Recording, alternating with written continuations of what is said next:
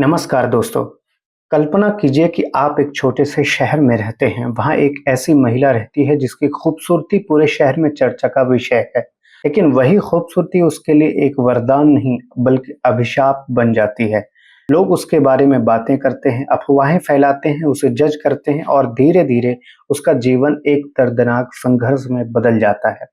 आज हम बात करेंगे इटालियन फिल्म मेलिना की, जो सिर्फ एक प्रेम कहानी नहीं है बल्कि युद्ध, समाज, ईर्ष्या, अकेलेपन और इंसानी मानसिकता पर एक गहरी टिप्पणी है। तो चलिए शुरू करते हैं। कहानी की शुरुआत होती है एक बेहद खूबसूरत महिला मेलिना से, जो एक छोटे से शहर में रहती है। उसकी सुंदरता इतनी मशहूर थी कि शहर का लगभग हर पुरुष उसकी ओर आकर्षित था, जबकि अधिकांश महिलाएं उससे ईर्ष्या करती थीं। कोई उसकी तरह दिखना चाहता था तो कोई उसकी लोकप्रियता से जलता था। उसी शहर में रेनेटो नाम का एक किशोर लड़का भी रहता था। एक दिन वह अपनी नई साइकिल लेकर दोस्तों के पास पहुंचता है। तभी उसके दोस्त बताते हैं कि थोड़ी देर में मेलिना इस रास्ते से गुजरने वाली है। यह सुनकर सभी लड़के उत्सुकता से उसका इंतजार करने लगते हैं।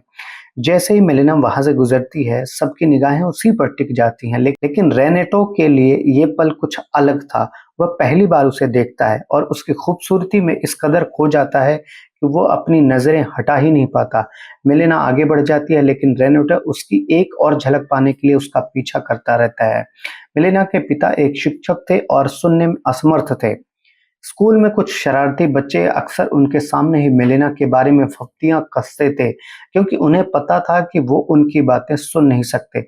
वहीं दूसरी ओर लोग छिप छिप कर मेलिना की जिंदगी पर नजर रखते थे। यही हमें पता चलता है कि मेलिना का पति युद्ध के लिए सेना में गया हुआ है और लंबे समय से वापस नहीं लौटा है।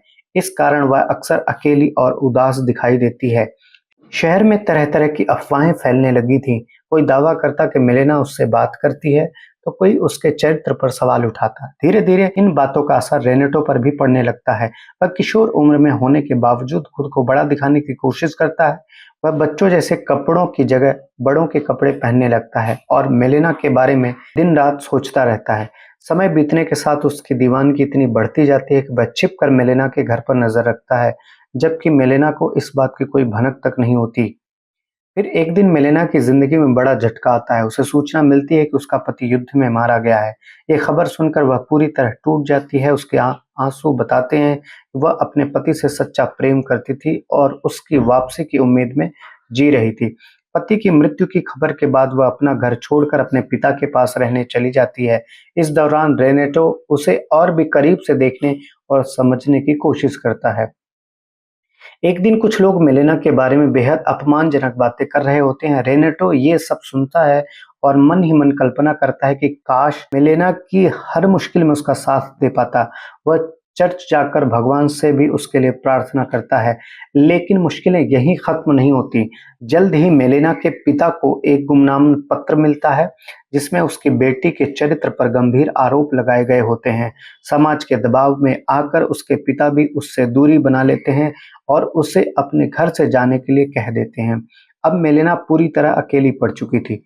एक रात रेनेटो देखता है कि मेलिना के घर पर एक पुलिस अधिकारी आया हुआ है। लोगों को मौका मिल जाता है और शहर में नई अफवाह फैल जाती है कि मेलिना का किसी शादीशुदा व्यक्ति के साथ संबंध है। इन आरोपों से परेशान होकर मेलिना कानूनी सहायता लेने के लिए एक वकील के पास जाती है। जांच के बाद पता चलता है कि ये पूरी कहानी झूठी है और किसी व्यक्ति ने बदनाम करने के उद्देश्य से ये अफवाह फैलाई थी। लेकिन दुर्भाग्य से वकील भी उसकी मजबूरी का फायदा उठाने की कोशिश करता है। मेलिना उसका विरोध करती है, पर उसकी स्थिति बेहद कमजोर हो चुकी थी। यह सब देखकर रेनेटो के मन में और भी दर्द भर जाता है। इसी बीच एक और दुखद घटना घटती है। मेलिना के पिता की यात्रा के दौरान दुर्घटना में मृत्यु हो जाती है। अब उसके पास कोई ऐसा नहीं बचता जो उसके पक्ष में खड़ा हो सके। दूसरी तरफ उसके पति की मृत्यु प्रमाणित हो जाने के कारण मिलने वाली आर्थिक सहायता भी बंद हो जाती है। पैसों की कमी और सामाजिक तिरस्कार के बीच मेलिना की जिंदगी धीरे धीरे बिखरने लगती है। हताशा और निराश में वह खुद को बदलने का फैसला करती है। वह सोचती है कि जब दुनिया उसे बिना वजह बुरी समझ ही चुकी थी, तो फिर उसकी सच्चाई का कोई मतलब नहीं रह गया।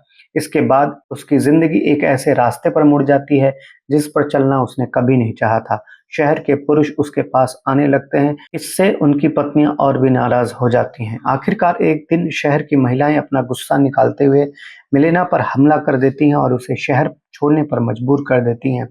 लेकिन कहानी यहीं एक बड़ा मोड़ लेती है। दरअसल मिलेना का पति मरा नहीं था, उसकी मौत की खबर गलत साबित होती है और वह जीवित वापस लौट आता है। घर पहुंचकर वह अपनी पत्नी को ढूंढता है, लेकिन वह कहीं नहीं मिलती।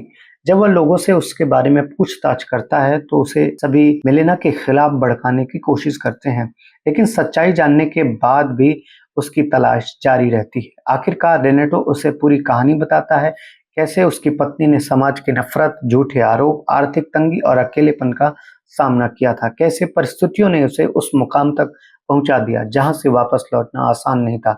सच्चाई जानने के बाद उसका पति अपनी पत्नी को खोजने निकल पड़ता है और उसे वापस अपने साथ ले आता है।